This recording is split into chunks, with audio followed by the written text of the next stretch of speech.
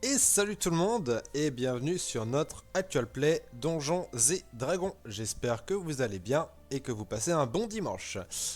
Les amis, eh bien nous allons rejoindre nos joueurs. Alors normalement on devait avoir 5 joueurs. On a eu un petit contretemps.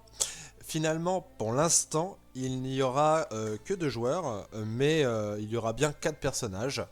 Donc nous allons suivre les aventures de l'Elysis, de Ander, de Myrlène et de Bodinock. Pour l'instant, Valentin et Max ne sont pas disponibles, peut-être qu'ils nous rejoindront en cours de partie pour eh bien, découvrir le premier univers de Donjons et Dragons, Greyhawk. Sur ce, nous allons rejoindre notre joueur et notre joueuse pour lancer la partie. Hop, hop, hop. Et salut tout le monde. Et salut, Enfin, salut vous deux du coup. j'ai fait le check sur Twitch, ça marche bien. D'accord, d'accord, impeccable. En plus, j'ai modifié les informations. Pour une fois, j'y ai le temps. Alors, les amis, du coup, je vais incarner les personnages de Boninock et Myralène en attendant que potentiellement Max nous rejoigne ou Valentin. Donc, vous étiez au Conseil des Guildes. Vous aviez affronté Malfort Harpel, qui avait débarqué comme ça d'un coup. Et il avait assassiné du coup Elminster, Taern Lamcornu, Nicrand et malheureusement Bran lorsqu'il a voulu attraper une espèce d'ombre qui a quitté son corps. Donc l'ombre est partie hein, malgré tous vos efforts pour la retenir. Et en fait, du coup, vous avez décidé, avant d'aller combattre Dagult Neverember, d'organiser une petite équipe de 4 aventuriers pour vous rendre dans l'univers originel, l'univers de Greyhawk. Donc grâce au parchemin Netheril. Mhm. Euh, Avant ça, en fait, l'Aéral et Metamer, en fait, donc ils vous ont mis devant une carte, en fait, ils vous ont expliqué qu'ils ont réussi à trouver dans des vieux grimoires, des vieux documents, une carte de la ville de Faucon Gris. De ce qu'ils ont compris, c'est là où vous auriez le plus de chances de revenir, parce qu'en fait, ils savent pas si une fois que vous serez parti, le parchemin d'éthéril pourra vous faire revenir. Ah oui. Donc, l'idée, c'est de vous rendre là-bas, d'utiliser les pouvoirs de réincarnation ou de résurrection suprême en fait pour ramener vos amis parce que là-bas le plan négatif n'est pas corrompu, enfin le plan positif n'est pas corrompu pardon. Et soit vous pouvez revenir directement avec le parchemin, soit il faudra trouver une solution une fois là-bas. À Faucon Gris. D'accord. Et du Sachant coup, le sort de réincarnation? dure plutôt de résurrection suprême. Pour le coup, il regarde Myrlène. D'accord. Myrlène confirme. Il fait oui, en plus j'ai sélectionné le sort. Enfin, il vous dit pas ça comme ça, mais il vous dit qu'il a le sort de résurrection suprême et qu'il pourra ramener une personne. Par contre, ça lui prendra 1 heure. De ce que j'ai capté, je vérifie juste Ouais, donc l'info. il peut en faire un ou deux par jour. Ah non, un seul, c'est un sort de niveau 9. D'accord, ouais, donc ça veut dire qu'il va falloir qu'on reste au moins 3 jours, quoi. Ouais. Ouais. Sachant qu'ils ne savent pas si le temps se passe de la même manière là-bas. C'est ce que j'allais dire. Parce qu'on n'oublie pas les 3 jours pour en faire, quoi. Donc c'est effectivement 1 heure. D'ailleurs, vous voyez que l'ARA lui donne un diamant. Lui dit voilà, vous en aurez besoin parce que pour le sort de résurrection suprême, vous avez besoin d'un diamant. Alors, j'emmerde pas tout le monde avec les compositions matérielles, mais pour la résurrection suprême, quand même, c'est un diamant aspergé d'eau bénite d'une valeur de 25 000 PO. Ok. Mais il nous en faut 3. Oui, d'ailleurs, ils vous disent Elminster en a un sur lui, ou deux, à leur avis. Donc, normalement, vous avez ce qu'il vous faut en diamant. D'accord. Juste avant que vous partiez là-bas, nous aimerions voir un sujet avec vous. L'autre équipe partira très prochainement également. On verra avec eux une autre partie de ça. Nous allons aménager en fait la taverne des compagnons qui d'ailleurs tout le monde a renommé la taverne des aventuriers, hein, en votre honneur. Vous avez quand même réussi à abattre un archimage tyrannique, c'est quand même pas rien. En fait, nous allons aménager votre, entre guillemets, bastion, puisque ce sera notre quartier général, et nous avons le choix de construire 2 bâtiments dans le temps qui nous est imparti. Donc quand vous reviendrez, normalement, ce sera construit. Nous avons le choix entre construire une armurerie, un atelier, un baraquement, une bibliothèque, un entrepôt, une étude arcanique, une forge, un jardin ou un sanctuaire. Vous pouvez nous interroger, on vous expliquera à quoi ça sert. Bon. Y a pas un monde où la bibliothèque elle nous permet de choper des traités de. Y a pas un monde où on peut faire un micmac de tout Non. et du coup tout prendre. Vous allez vous choisir 2. De mémoire, les autres aventuriers vont en choisir 2. Et ensuite, il y aura des extensions supérieures, c'est-à-dire d'un niveau Ok. supérieur. Donc aujourd'hui on commence par 2 et après au pire il y en aura 2 autres. Donc qu'est-ce qu'on fait? On se fait sur la défense plutôt? Ouais, je suppose, On commence comme que ça. c'est le plus prudent, ouais. Armurerie, baraquement. Ok, donc Ouais. vous choisissez le baraquement et l'armurerie.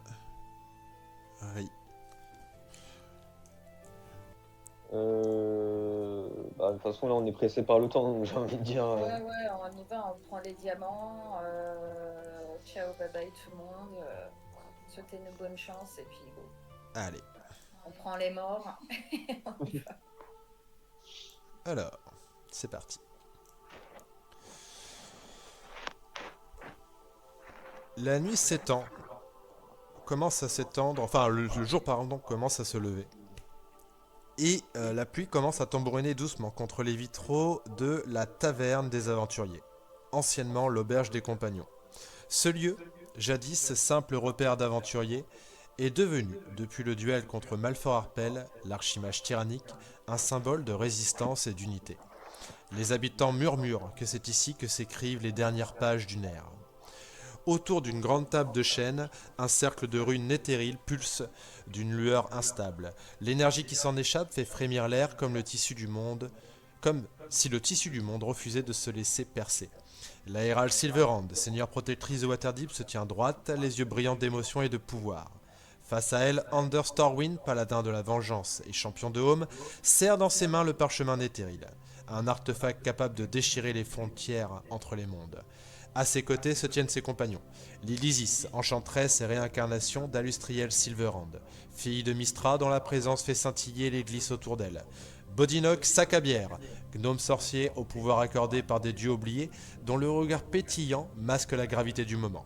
Et Myrlène Kendrick, druide des îles Moonshae et haut roi de ces terres, porteur de la sagesse des anciens esprits. À quelques pas reposent 3 corps enveloppés de linceul argenté. Bran Windriver, moine et ami fidèle. Elminster Aomar, l'un des chefs des ménestrels, reconnu comme le puissant magicien de tout Faerûn. Et Taern Lamcornu, hommage de la cité de Silvermoon. Tous 3 ont été frappés à mort par la main de Malfort, dont la folie a conduit à la corruption du plan positif par les ténèbres du plan négatif. Dans ce monde souillé, la résurrection est devenue un piège où même la lumière peut mentir. Mais un espoir demeure. Griok, un plan ancien, intact, d'où le flux vital de la magie originelle ne peut être corrompu. C'est là-bas que la vie pourrait être restaurée, et que la vengeance pourrait être accomplie. La Hérald entame une incantation ancienne, ses mots se mêlant au grondement du tonnerre. Le sol tremble, les bougies s'éteignent et les runes s'embrasent d'une lumière aveuglante. Un souffle magique emplit la salle, soulevant les capes, faisant danser les cendres du feu mourant. Anders Storwind, paladin de Home, dit la Hérald d'une voix vibrante. Le parchemin ne pourra sans doute pas vous ramener de l'autre côté. Vous serez seul. Trouvez un autre moyen ou acceptez votre destinée là-bas. D'un geste, elle libère l'énergie du sort de 9e niveau. Le parchemin s'illumine, s'ouvre de lui-même, et un portail de lumière divine déchire la réalité.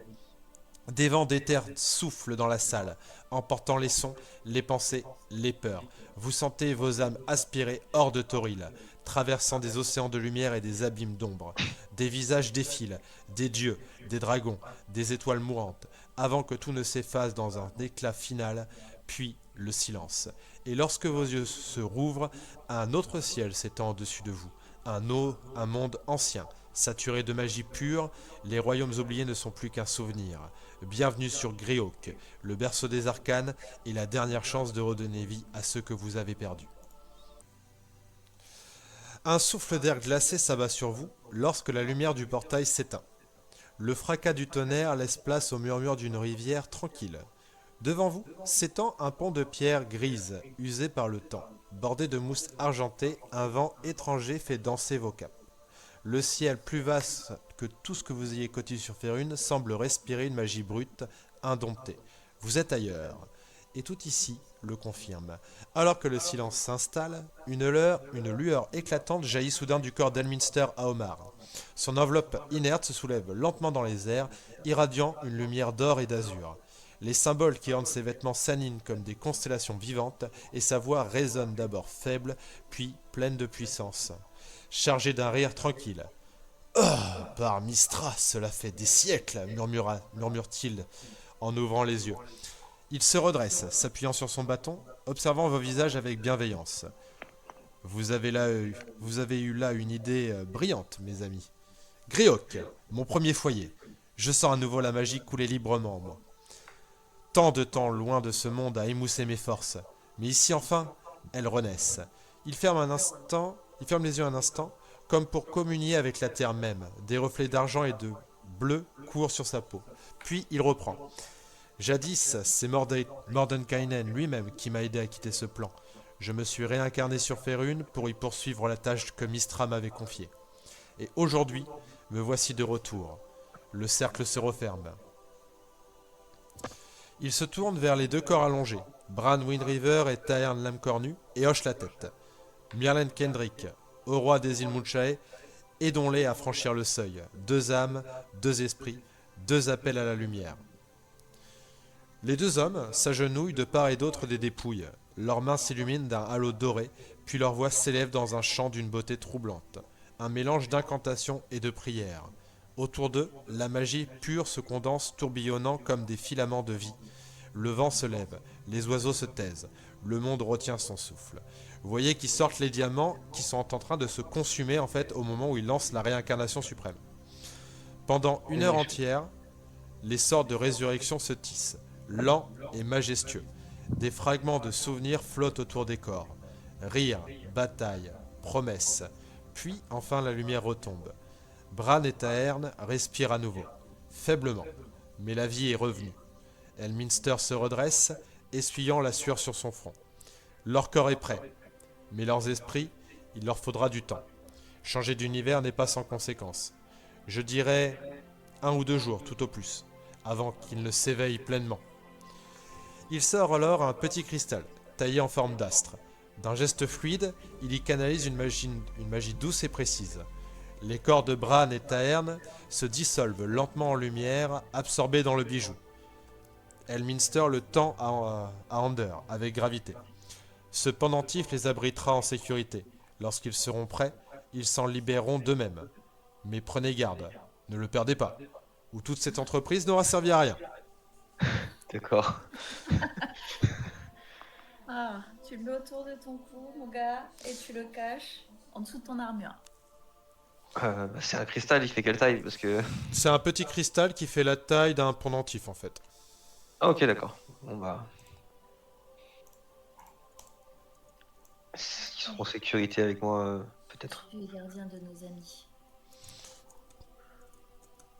Il se tourne il se tourne vers toi, puis il dit « Voyons si le parchemin Netheril peut encore nous ramener. » Il brandit son bâton, trace des cercles d'énergie dans les airs et prononce des mots d'un pouvoir incommensurable. Les symboles du parchemin s'allument, puis s'éteignent aussitôt. Aucune réponse. Le silence tombe à nouveau. Elminster soupire profondément.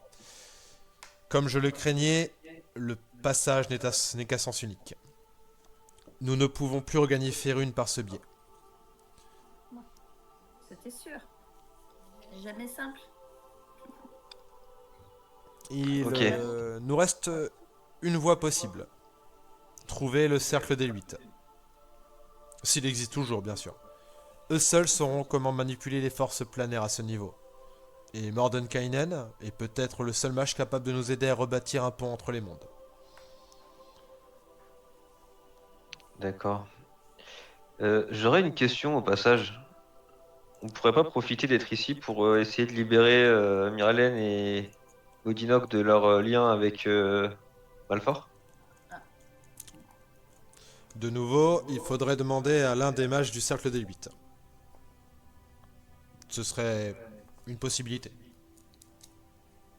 Ouais, gardons ça en tête alors. Ouais. Et c'est par où le cercle des 8? Le cercle des 8 est un ensemble de magiciens. Vous en avez peut-être entendu parler. Bigby, Otto, Osiluke, Mordenkainen. Certains de nos sorts viennent d'eux en fait. Et ont leur nom. Effectivement. Après, je suis pas un expert personnellement. Pour ce qui est de Mordenkainen, il change de plan régulièrement. Généralement, il se trouve en Averne, mais ce serait assez compliqué de le retrouver en Averne. Sa forteresse volante n'arrête pas de bouger. La possibilité, enfin la meilleure technique, je pense, actuellement pour trouver un des membres du cercle des 8 serait de se rendre à la cité de Faucongris. Ça tombe bien, on a la carte. Oui, c'est un lieu assez connu pour justement, c'est un peu être une ville où déjà nous pourrons trouver un des membres des cercles des 8 puisqu'il fait partie du conseil des oligarques. Il s'agit d'Otiluke. Et surtout, nous pourrons aussi potentiellement trouver des trésors dans la ville. Ok. Bon bah c'est parti alors. En route pour Faucongris. Ouais. Tu vois qu'il allume sa pipe. Il est en mode réfléchissons. Ah oui. Il lance sa main en l'air et il y a un passage qui s'ouvre. Donc il lance le sort de téléportation. Il fait je connais un cercle qui nous emmènera directement à Faucongris. Tu vois qu'il fout quand même ses poches. Il sort une bourse. Il fait oui c'est bon j'ai assez. D'accord. Et il vous dit bien allons-y. Et il passe le portail. Donc vous arrivez par un cercle de téléportation gravé au sol. Vous êtes accueilli par un prêtre aux vêtements modestes. Derrière, un homme pris devant une gigantesque statue d'un dieu qui semble avoir un rapport avec le voyage. Elminster offre un sac d'or bien garni au prêtre qui le remercie et pose le contenant du sac sur un immense trésor qui se trouve au pied de la statue. Bien. Je vais devoir me rendre à la grande citadelle pour demander audience et rencontrer l'une des seules personnes qui pourrait nous venir en aide à Faucongris. Nos autres options sont de nous rendre en Averne pour trouver la forteresse flottante de Mordenkainen, qui ne fait que changer de strate tous les jours. Où mon ami trouve un nouveau sujet d'étude, ce qui est souvent, croyez-moi, ou tenter de retrouver Tenser, qui est perdu dans l'un des plans d'existence aux confins du multivers. Autant chercher une aiguille dans 1000 bottes de foin. Cette solution est la plus rapide. Je ne doute pas que demain, aux aurores, nous aurons audience. Rejoignez-moi donc à la grande citadelle demain, aux premières lueurs du jour. En attendant, je vous laisse profiter de Faucongris. Mais soyez prudents. C'est une ville pleine de merveilles, mais également de dangers. Sur ce, Elminster part à grande enjambée vers l'énorme bastion que vous apercevez par les portes du temple, dominant la ville tel un colosse protecteur. Ok. Et messieurs, dames, ça y est, vous êtes libres dans Faucongris. Donc je vous ai envoyé la map. Normalement. Je l'ai envoyé où? Sur Messenger? Ouais, sur Messenger. Je vais... Hop.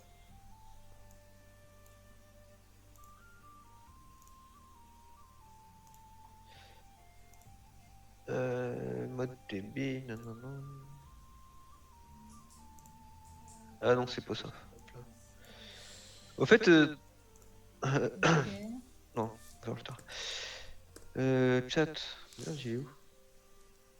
Normalement, Ah, attends, je vais c'est la dernière Ouais, je photo l'ai, que j'ai envoyée. je l'ai. Là, on est arrivé où exactement dans la Là, ville vous êtes d'auto au temple de l'horizon. Ah oui, d'accord, ok.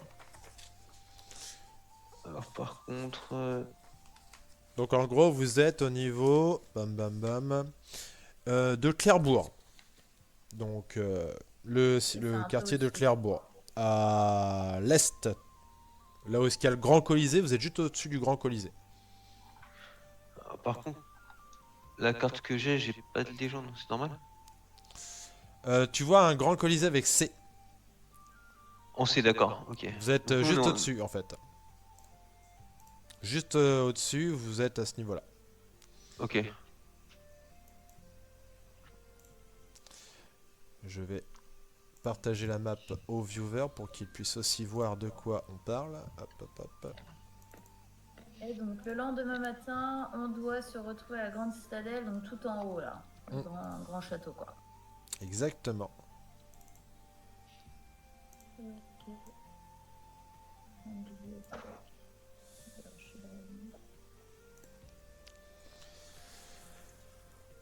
Alors par contre, donc, Donc, par exemple, je vais vous t'expliquer la map. Elle est très simple, Yann. En gros, tu as donc que je regarde un petit peu comment ils vous l'ont foutu pour vous. Hop là. Tac, tac, tac. Je vais dans partage. Je suis à toi tout de suite. Bam, bam, bam. Partage. Donc, concrètement. Alors, je le mets en grand. On peut pas zoomer. Si, impeccable. Donc, en T, tu as le quartier des voleurs. d'accord. En S, c'est le bas quartier. Ok. Donc, De quoi? cette partie-là. Bah, je vais le Non, dire là, il aura toutes les infos. En A, tu as le quartier des artisans, Ok. où se trouve un magasin de magie assez connu qui s'appelle les Arcanes Exhumés. Ok. En F, tu as le quartier des étrangers, Ok. où se trouve une auberge assez connue qui s'appelle l'auberge du Dragon d'Argent.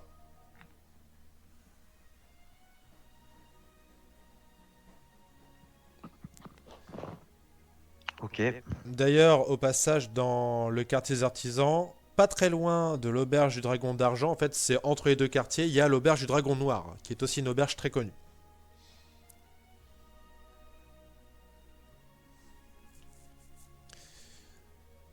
Où ça t'as dit? De nouveau dans le quartier des artisans, donc en AA, du coup. D'accord. Donc il y a Là- une auberge, il y a une auberge dans le quartier des artisans, une auberge dans le quartier des étrangers. C'est ça, exactement. Il y a ensuite en R, tu es dans le quartier du fleuve. Et là, il y a une autre auberge qui s'appelle l'auberge de la Haute Tour.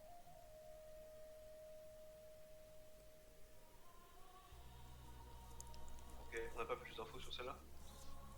Non, après, il faudrait interroger des gens. Là, pour l'instant, c'est vraiment une carte que vous avez et pas plus d'informations sur les lieux. Là, vous êtes actuellement donc en C, donc vous êtes dans le quartier de Clairbourg, qui est très clairement, vous le voyez rien qu'en regardant dehors, c'est le quartier des étudiants, des temples, voilà. Et donc dans ce quartier, il y a donc là où vous êtes le temple de l'horizon, un autre énorme temple qui est le temple du Père Radieux, et la grande bibliothèque. Ok. Euh, Et enfin, les deux derniers quartiers, donc en G, donc c'est le quartier des jardins. Et en H, c'est le quartier des terrasses. Ok. Ok. Hmm, Sachant que vous pouvez vous rendre soit dans des lieux d'intérêt, donc il y a l'auberge du Dragon d'Argent, l'auberge du Dragon Noir, la grande bibliothèque, les arcanes exhumées, le temple de l'horizon, vous êtes déjà le temple du Père Adieu, et l'auberge de la Haute Tour, où vous pouvez flâner dans les quartiers et essayer d'avoir des informations, ou en tout cas il se passera peut-être des choses dans les différents quartiers dans lesquels vous irez. Et vous avez une journée entière. ok. Je propose l'auberge du Dragon d'Argent. Ok. Moi j'avais en tête les arcanes exhumées, mais vas-y, on peut aller. Après vous avez toute une journée, donc vous avez le temps de... Bon, après, si tu veux passer aux arcanes exhumées d'abord, ça me dérange pas.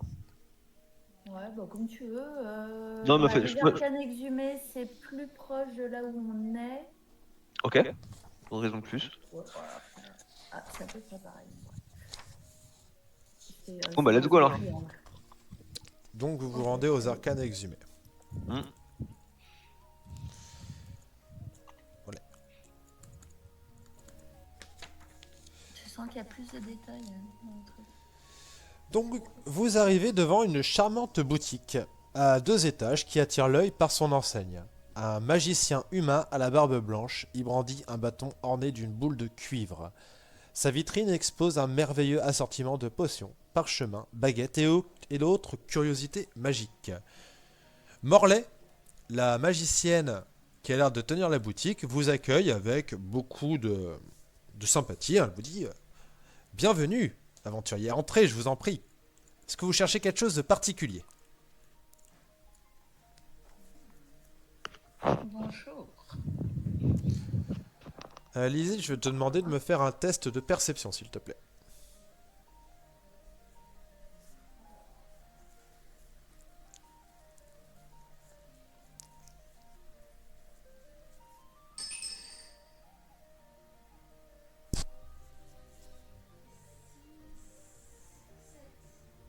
Faites.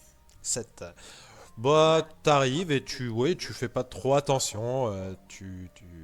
Juste, tu t'approches d'elle. Donc, qu'est-ce que tu lui demandes?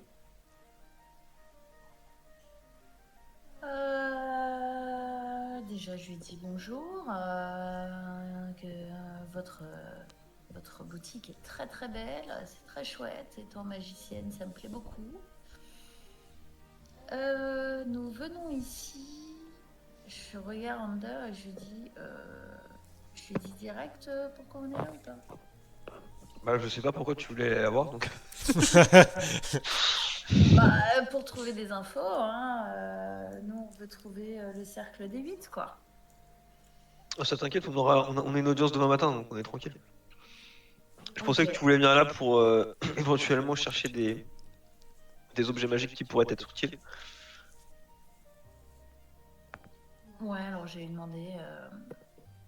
Voilà, j'aurais voulu savoir qu'est-ce que vous auriez comme objet magique qui pourrait m'être utile pour plus vers porter sur la défense. La défense. Tu vois qu'elle sort un gros grimoire. Elle est en mode. Alors, la défense, vous dites. Ouais, Euh. absolument. Hein. Alors, ce serait plutôt du coup un objet arcanique ou un ustensile? Pas d'armement, hein. Ouais, plutôt un objet arcanique, ouais. Un objet arcanique. Alors, voyons voir ça. Tu vois qu'elle elle fouille en fait un peu. Ça a l'air d'être un peu. Tu vois qu'elle ouvre un coffre et qu'il y a vraiment l'air d'avoir beaucoup de choses dedans. Ander, fais-moi un test de perception, s'il te plaît. Alors, 26.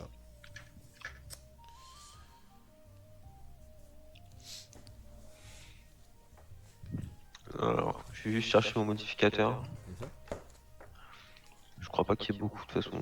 Alors, perception.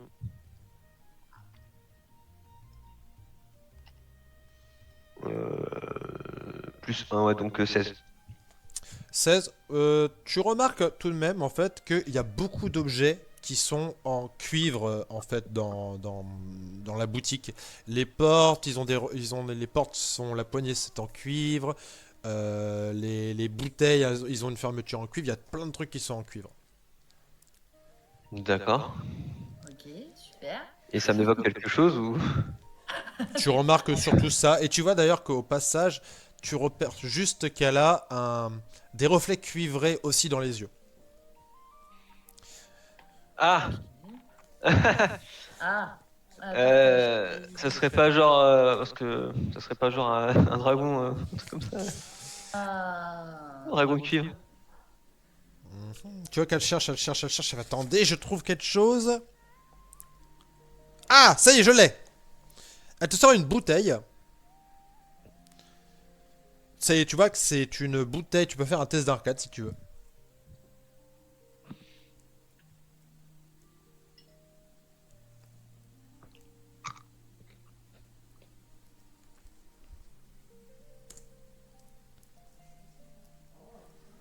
Décidément. Ouais, mais je fais que des jets de merde. t'as un beau. T'as un bon t'as bonus après. Hein. Ouais, d'accord, mais bon, quand même. Plus 7, ouais. Plus 17. Ouais, Ouais, bon, Oui, ok, c'est pas mal. t'as la maîtrise. Ouais, Tu ouais, vois ouais, qu'il ouais, s'agit d'une bouteille du mauvais génie. Alors, c'est un objet qui peut être très utile, puisque c'est un objet qui permet de libérer un Efrit. Alors, il y a une chance sur 10 pour que l'Efrit soit... donc l'Efrit, c'est un génie de feu. Hein. Pour que le génie soit mal propre, enfin pas content et qu'il se retourne contre toi, il y a une chance sur 10 pour qu'il t'accorde un souhait. Hmm. Et il y a tout le reste des chances, en fait, c'est que il te serve pendant 1 heure. Après quoi, il retourne dans sa bouteille et que tu puisses le ressortir 24 heures plus tard. Donc ça permet d'invoquer un Efrit qui se bat pour toi. Mais il y a une chance pour que l'Efrit t'attaque et il y a une chance pour que l'Efrit te fasse un souhait.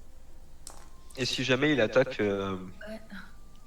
on peut le remettre dans sa bouteille ou... Elle te regarde, elle dit Pendant alors, 1 heure, c'est la merde. je dirais qu'il serait plus intéressant d'attendre qu'il retourne dans sa bouteille de lui-même parce que si vous le tuez, bah vous le tuez. Mais après environ 6 fois 5, ça fait combien? 30. Après 30 secondes, généralement, il retourne dans sa bouteille. S'il est mal luné. Ok. Ok. D'accord. Bon, voilà. Ouais, c'est intéressant, c'est ok. Combien je tape Ouais, c'est quoi vos tarifs à peu près? On va partir sur une base de 40 000 pièces d'or. Ah oui. Après, tout est négociable. Bon, écoute, moi, ce que je propose, je veux bien tenter de négocier. Et au passage, je lui demandais si elle a, si elle aurait pas un travail à nous fier Un dans les petit boulot? parages. Un petit boulot histoire de lui rendre service pour qu'elle puisse nous faire une grosse Nous ristourne. faire une ristourne, ouais. Ah, pourquoi pas, vas-y, je suis pour. C'est pas une 97, mauvaise idée. 97, juste je prends. Hop. Alors, tu veux essayer de... Donc, donc c'est de la négoce, donc c'est du charisme, du coup. Bah, persuasion, je dirais, mais après, comme tu Oui, veux. persuasion, oui. Allez, let's go. Il faut battre 18. Oh, putain. Vas-y, je claque une inspiration. Voilà, 18 plus 9, 27. Ok. Ah, c'est bien. Mhm. Eh bien... hmm. Écoutez. Je... Est-ce que vous me permettez de vous scruter? Ouais, Bien sûr. faites-le. Vous Ça va, voyez Condor, que il est pas- ses yeux commencent à luire d'une lumière cuivrée vraiment très, très forte. Elle sourit. Elle vous dit Hmm. Déjà pour la bouteille du mauvais génie, je vous la fais à 20 000. Donc elle a diminué de moitié le tarif. Ok, ouais. Et tu vois qu'elle a l'air d'avoir vraiment lu en vous, comme dans un livre ouvert. Elle vous fait, au passage, je vous prête, pardon, un artefact parmi l'un de ces trois-là. Et tu vois qu'elle pose, là par contre, elle va chercher, genre comme si elle mettait la main dans le sol, mais elle passe à travers le sol, tu vois. Elle prend trois trucs. Elle prend un scarabée, une espèce de petite sphère et hop, ça doit être une épée, ça, je pense.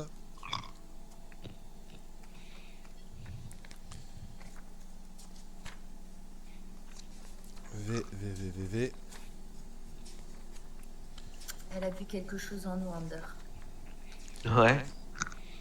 Elle a peut-être vu contre quoi vous vous battez, surtout. Comme quoi, on Vous vous battez, ouais. Donc, Contre quoi On ouais. se bat. Donc une épée, une petite sphère et un petit scarabée. Vous pouvez me faire un test d'arcane. Le DD est de 20.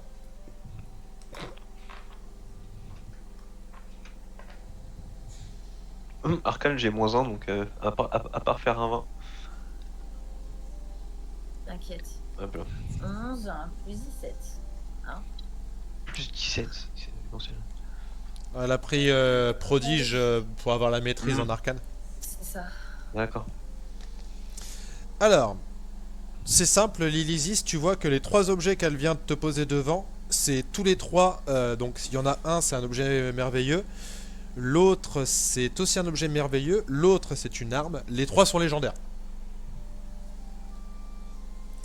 Nice. Par contre, elle a bien précisé de vous prêter. Oui, j'ai bien compris que vous nous les prêtiez. On Non. vous les ramènera. Combien de temps? Alors, elle vous en prête un. Ah, un. Ouais, D'accord. parmi les trois. Je prends tout, Elle dit le temps que vous accomplissiez ce que vous devez accomplir. Je pense que vous viendrez de me les redonner ou j'enverrai quelqu'un pour aller les chercher. Il y en a un, c'est un scarabée de protection. Donc, la défense, tu reçois un en classe d'armure. Récupère ton point.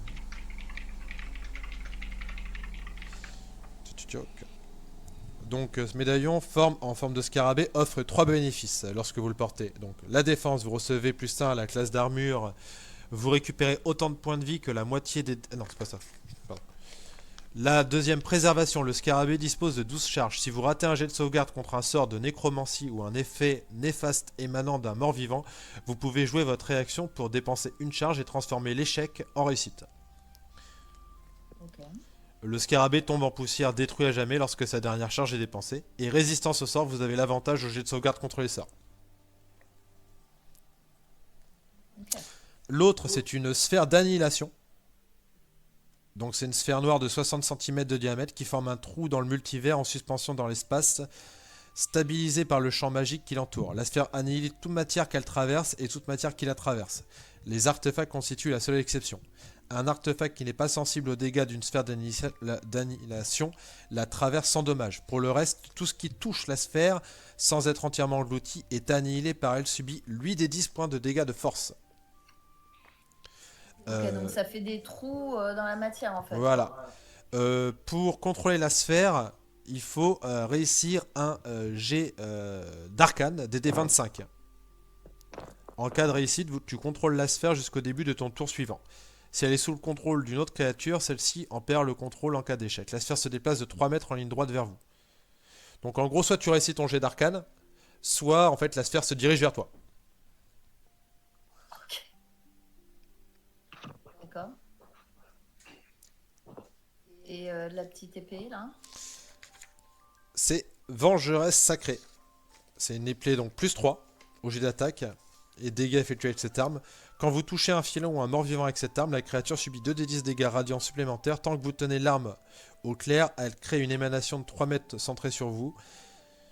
Vous-même et toutes les créatures de l'émanation qui vous sont amicales bénéficient de l'avantage au jet de sauvegarde contre les sorts et autres effets magiques. Si vous disposez de 17 niveaux ou plus dans la classe de paladin, la taille de cette émanation passe à 9 mètres. C'est une épée. C'est une épée à deux mains? Arme courante de guerre. C'est une arme, c'est une arme à deux mains. Ouais. Ok. Alors, la bousphère, main bouffe.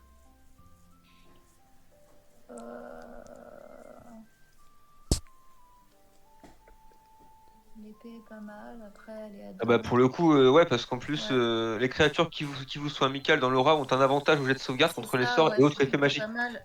Et Et c'est des paladins, quoi. j'ai bien 17 niveaux dans dans la classe de paladin, donc Ouais, donc, ouais. Ouais, mais c'est celle qui me. C'est celle qui m'intéresse le plus. Donc, je vous remercie énormément déjà de ce prêt. Et j'accepte l'épée. Vengeresse. Tu vois qu'elle l'attend. Et du coup, elle dit vous achetez aussi la. Le. la fiole des frites. Ouais. Ouais. Ouais, c'est à toi de dire, hein, c'est plus Ouais. pour toi, je pense. Hein? Je dis c'est plus pour toi les frites. Oui, les frites, c'est plus pour moi. C'est 20 000 PO. Oui. La question que je me pose, c'est ouais, est-ce qu'on en aurait pas besoin pour autre chose parce qu'on les a, les 20 000 PO, ça c'est sûr. Mais... Oui, vous avez récupéré 100 et quelques mille. Sachant que j'ai pas encore fait les ventes d'Opalia, donc vous allez recevoir encore plus derrière. Donc tu peux te permettre. Ouais, je vais le prendre. C'est toujours une aide en plus. Très bien. Donc tu peux t'ajouter une bouteille du mauvais génie, l'Elysis, et toi, Ander, du coup, vengeresse sacrée. Ça demande une harmonisation par contre. Hein. Ouais, bah je vais remplacer mon marteau, enfin mon maillet. Ok. Donc tu pourras t'harmoniser ce soir avec elle. Donc c'est bouteille, néphrite, Bouteille du mauvais génie. du mauvais génie. Ouais.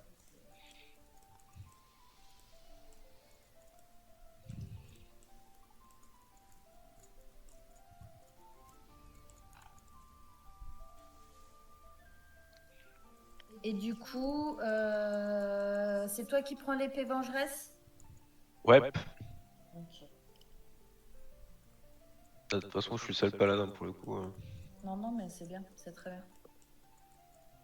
La Myrlène, il dit non, non, j'ai un niveau de paladin. Je vais faire une Julien, je lui propose un bras de fer. Euh,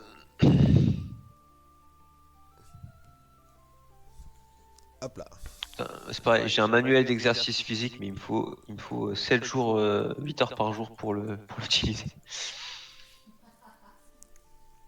Alors, Du coup, quoi? Parce qu'en fait, t'es obligé de remplacer un truc là, c'est ça? ouais, non, mais ça me dérange pas, ça, je vais remplacer je vais remplacer mon maillet. Non, bah, non, non, je vais remplacer la hachette de l'ancienne que j'utilise jamais de toute façon.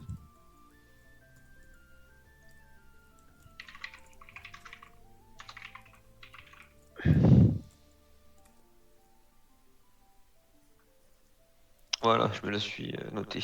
Ok. Est-ce que vous avez d'autres choses à faire dans les arcanes exhumés?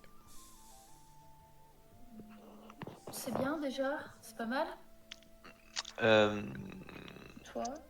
non, bah non, moi j'ai eu plus que ce que j'espérais. Donc j'ai pas forcé ma chance. Non, mais pareil. Merci beaucoup à vous. Et, Mais par contre, quand est-ce que je dois rendre l'épée, moi? J'ai besoin de savoir quand même. Elle Quand a dit vous aurez qu'elle nous accompli votre laissait, tâche. En gros, ouais. Laquelle tâche? La tâche ici à Gréoc ou? Non, non, la tâche de Non. vaincre votre ennemi. Voilà. Ah, Ouais. Donc, et que soit on lui rapporterait, soit elle enverrait quelqu'un pour venir la chercher. ok. Parce que c'est pas facile de venir à Gréoc, hein, franchement. Faut avoir ça en tête. Moi, je veux bien, mais si je peux pas la ramener, que vous envoyez quelqu'un pour la récupérer, je lui donnerai sans problème. Hein. J'ai pas l'intention de vous voler, que ce soit bien clair. Non, mais j'ai un ami pour qui c'est assez simple. Ne vous inquiétez pas, il viendra la récupérer au moment opportun. D'accord. Bon, bah, si on est cool là-dessus alors. Ça nous va.